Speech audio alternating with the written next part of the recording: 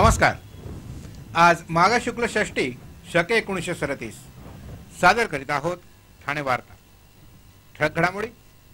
ठाणे वाहतूक शाखेनं 7,76,000 वाहन चालकांकडून वसूल केला 8,48,00,000 दंड। उपनगरीय गाडीवरील दगडफेकीमुळे 2 पोलीस जखमी आणि नाट्य संमेलनाच्या पूर्वारंभ सोहळ्याला आयोजकच उशिरा आल्यानं रसिकांचा हिरमोड। या आणि इतर घडामोडी विस्तृतपणे पण काही क्षणातच। ठाणे वार्ता पहा श्रीस्थानक वाहिनीवर।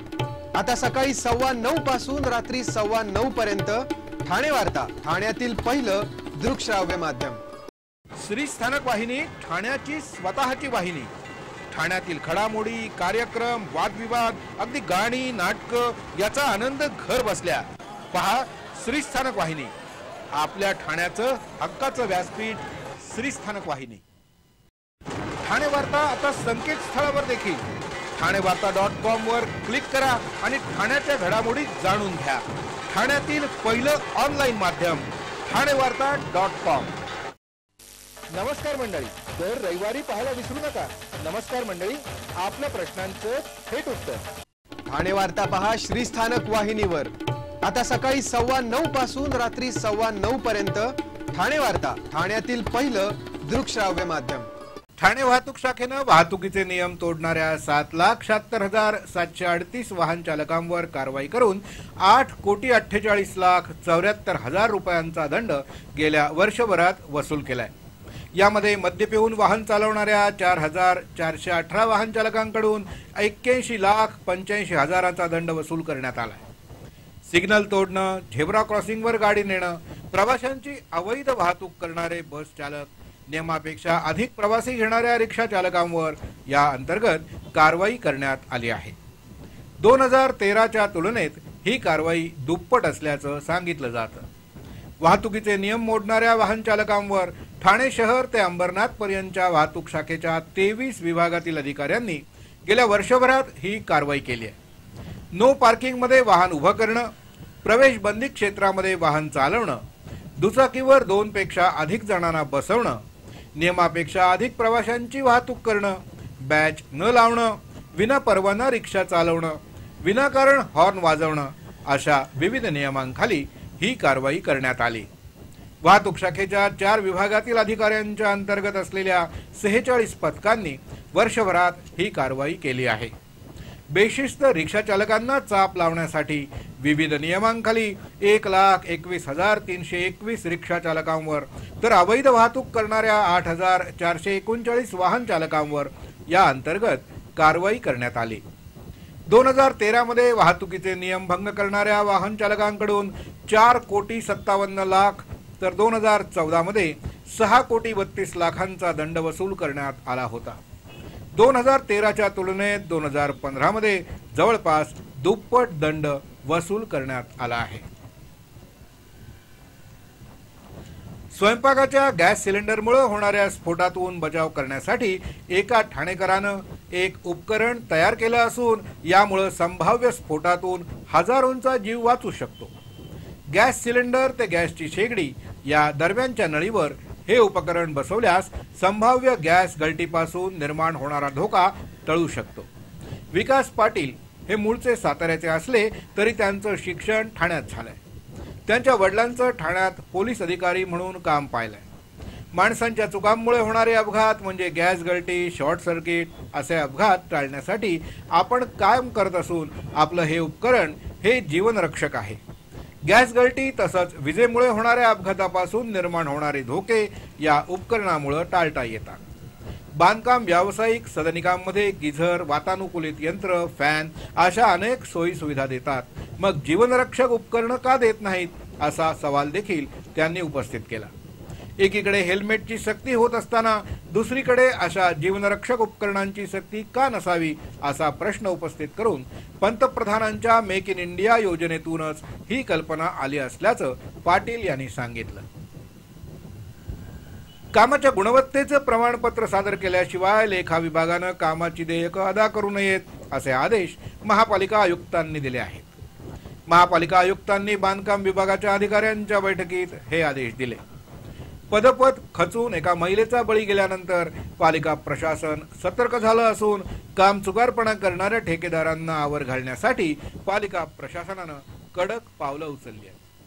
महानगरपालिकेच्या झालेल्या कामाची छायाचित्र जिओ टॅग करून महापालिकेच्या संकेतस्थळावर प्रसिद्ध करावीत। बांधकाम विभागाच्या मेजरमेंट बुकमध्ये कनिष्ठ अभियंत्यांनी कामाची 100% तपासणी केल्याचं, कार्यकारी अभियंत्यांनी 20% आणि उपनगरीय अभियंत्यांनी 10% तपासणी केल्याचं प्रमाणित करावं। तसंच आयुक्तांच्या पूर्व परवानगीशिवाय कामाच्या स्वरूपात कोणतेही बदल करू नयेत असं देखील पालिका आयुक्तांनी यावेळी स्पष्ट केलंय। निविदा उघडल्यानंतर 15 दिवसात निविदांना मंजुरी दिली जावी। तसंच निविदेला अगदी अपवादात्मक मुदतवाढ देण्याची आवश्यकता वाटल्यास त्याच्या कारण मीमांसेला मान्यता घ्यावी असा आदेश देखील पालिका आयुक्तांनी दिले आहे। उपनगरीय रेल्वेत वाढत्या गर्दीमुळे बळी जात असतानाच गर्दीमुळे गाडी बाहेर लोंबकळत प्रवास करणाऱ्या प्रवाशांना दगडफेकीचा सामना करावा लागतोय। या प्रकारामुळे 2 पोलीस जखमी होण्याची घटना घडली आहे। गुरुवारी संध्याकाळी पारसिक बोगद्याजवळ अज्ञातांनी उपनगरीय गाडीवर दगडफेक केल्यामुळे 2 पोलीस शिपाई जखमी झाले। दादर लोहमार्ग पोलिसात कार्यरत असलेले सुदर्शन नलावडे खोपोली गाडीनं कल्याण इथं जात होते। त्यावेळी मुंब्र्याजवळ बाहेरून फेकलेला दगड त्यांच्या तोंडावर बसला, तर दुसऱ्या घटनेत मुंबई पोलीस दलातील चंद्रमोहन गायकवाड कसारा गाडीनं घरी जात होते। त्यांना देखील भिरकावण्यात आलेला दगड लागला आणि ते त्यात गंभीररित्या जखमी झाले। या दोघांनाही डोंबिवलीतील शास्त्रीनगर रुग्णालयात त्वरित दाखल करण्यात आलं आहे। ठाणे वार्ता पहा श्रीस्थानक वाहिनीवर। आता सकाळी 9:15 पासून रात्री 9:15 पर्यंत ठाणे वार्ता, ठाण्यातील पहिलं दृकश्राव्य माध्यम। आपला परिसर स्वच्छ आणि सुंदर ठेवण्यासाठी ठाणे महापालिकेत सहकार्य करा। ओला सुका कचरा वेगवेगळा जमा करा आणि रोगराईपासून मुक्तता मिळवा। ठाणे वार्ता आता संकेतस्थळावर देखील ठाणेवार्ता.com वर क्लिक करा आणि ठाण्याच्या घडामोडी जाणून घ्या। ठाण्यातील पहिलं ऑनलाईन माध्यम ठाणेवार्ता.com। डॉक्टर आणि रुग्णांचं पिढ्यानपिढ्यांचं जिव्हाळ्याचं नातं म्हणजेच डॉक्टर बेडेकर हॉस्पिटल आता अत्याधुनिक सोयी सुविधा आणि तंत्रज्ञान युक्त वंध्यत्व निवारण केंद्रात IVF आणि टेस्ट ट्यूब बेबीची ही सुविधा। डॉक्टर बेडेकर हॉस्पिटल, महर्षी कर्वेपथ, ठाणे। 65 वर्षांची निरंतर सेवा।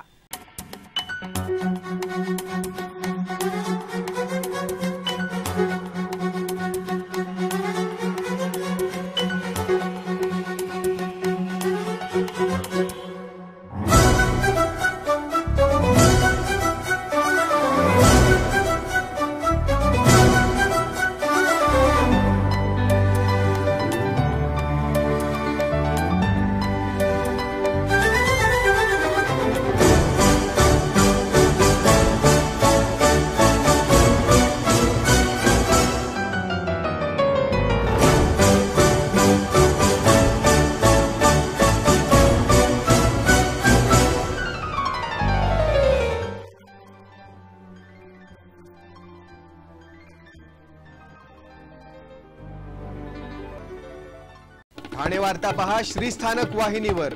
आता सकाळी 9:15 पासून रात्री 9:15 पर्यंत ठाणे वार्ता, ठाण्यातील पहिलं दृकश्राव्य माध्यम। अन्न आणि औषध प्रशासनानं ठाण्यात 8,248 किलो भेसळयुक्त तूप जप्त केलंय। ठाणे जिल्ह्यात भेसळयुक्त तुपाचं वितरण होत असल्याची माहिती अन्न आणि औषध प्रशासनाला मिळाली होती। त्यानुसार केलेल्या कारवाईत भिवंडी तालुक्यातील वळगाव इथल्या गोदामातून तब्बल 8,248 किलो भेसळयुक्त वनस्पती तुपाचा साठा जप्त करण्यात आला। या साठ्याची किंमत 6,05,000 रुपये आहे। वळगाव इथल्या प्रेरणा कॉम्प्लेक्स मधील आर्यन एंटरप्राइजेसवर छापा टाकून भेसळयुक्त तुपाचे 550 डबे यावेळी जप्त करण्यात आले। मराठी राजभाषा दिनाच्या औचित्यानं वाचन संस्कृती वाढावी यासाठी महाराष्ट्र नवनिर्माण विद्यार्थी सेनेकडून पुस्तक दान उपक्रमाचं आयोजन करण्यात आलंय। ज्या वाचकांना आपल्या घरातील वाचन झालेली पुस्तकं दुसऱ्यांनी वाचावी असं वाटत अशांनी ही पुस्तकं महाराष्ट्र नवनिर्माण सेनेकडे द्यावी। जे नागरिक पुस्तक दान करतील त्यांना महाराष्ट्र नवनिर्माण सेनेच्या वतीनं आभारपत्र देऊन गौरवण्यात येणार आहे। ज्यांना वाचनाची आवड आहे परंतु पुस्तकं विकत घेऊन वाचू शकत नाहीत अशा वाचकांसाठी महाराष्ट्र नवनिर्माण सेनेतर्फे नवीन पुस्तक वाचनालय स्थापन केलं जाणार आहे। त्यासाठी जास्तीत जास्त पुस्तकं दान करून वाचन संस्कृती जोपासण्यासाठी मदत करावी असं आवाहन करण्यात आलं असून अधिक माहितीसाठी 88 790 44 880 या दूरध्वनी क्रमांकावर संपर्क साधावा असं आवाहन करण्यात आलं आहे. ठाणे फेस्टिवलमध्ये फोक्स वॅगन या ब्रँडनं आपल्या अफलातून कलाविष्कारातून काश्मीर पासून कन्याकुमारी पर्यंतच्या लोकसंगीताच्या माध्यमातून भारताच्या एकात्मतेचा प्रत्यय आणून दिला. ठाणे फेस्टिवलमध्ये फोक्स वॅगनच्या बँडनं धरलेला ठेका रसिकांना मंत्रमुग्ध करून गेला. या बँडनं देशातील विविध राज्यांमधील लोकगीतं सादर करून उपस्थित रसिकांची मनं जिंकली, तर आपल्या वाद्याच्या अवीट गोडीच्या निनादानं देखील आसमंत भारून टाकला. ठाणे महानगरपालिकेच्या ब्रह्मांड आगारातील वाहतूक नियंत्रक नवनाथ अहिरे यांना लोकमान्य नगर बस टर्मिनल बसमधील डिझेल चोरी करताना रंगे हात पकडण्यात आलाय. उत्पन्न वाढीसाठी एकीकडे परिवहन प्रशासन प्रयत्नशील असताना दुसरीकडे परिवहन कर्मचारीच परिवहन सेवेची लूट करत असल्याचं स्पष्ट दिसतंय. एका अपघातानंतर नवनाथ अहिरे यांना वाहतूक नियंत्रक म्हणून कमी श्रमाचं काम देण्यात आलं होतं. त्यांची नेमणूक ब्रह्मांड इथे होती. मात्र अहिरे रात्रीच आपली बोलेरो गाडी घेऊन लोकमान्य नगर टर्मिनल येथे आले होते. या ठिकाणी परिवहन सेवेच्या बसेस डिझेल भरून उभ्या केल्या जातात. अहिरे यांनी सोबत एका रिक्षा चालकाला देखील आणलं होतं. पहाटे 4:45च्या सुमारास परिवहन सेवेच्या एका बसमधील 20 लिटरच्या कॅनमध्ये काढून लंपास करत असताना सुरक्षा रक्षक श्रीकांत चव्हाण यांनी त्यांना रोखलं. तेव्हा पाण्याचा कॅन असल्याची बतावणी करून अहिरे यांनी पळण्याचा प्रयत्न केला. तसंच पुरावा नष्ट करण्यासाठी कॅनमधील इंधन रस्त्यावर देखील टाकलं. पण चव्हाण या इतरांच्या मदतीनं अहिरे यांना त्वरित पकडलं आणि त्यांच्या गाडीसह वर्तकनगर पोलिसांच्या स्वाधीन केलं. यापूर्वी अहिरे यांनी असा प्रकार किती वेळा केला आहे याचा तपास पोलीस करतायत.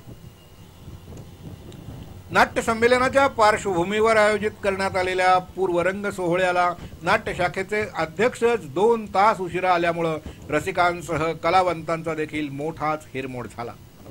नाट्य संमेलनाच्या निमित्तानं आयोजित करण्यात आलेल्या पूर्व सोहळ्याचं पहिलं पुष्प संगीत कट्यार काळजात घुसली या कलाकृतीद्वारे गुंफण्यात येणार असल्यानं रसिकांनी मोह विद्यालयात एकच गर्दी केली होती. पण नाट्य परिषदेच्या ठाणे शाखेचे अध्यक्ष आणि खासदार राजन विचारे 5:30च्या कार्यक्रमाला वेळेवर पोहोचलेच नाहीत. आमदार संजय केळकर यांनी देखील बराच वेळ वाट पाहून अखेर काढता पाय घेतला.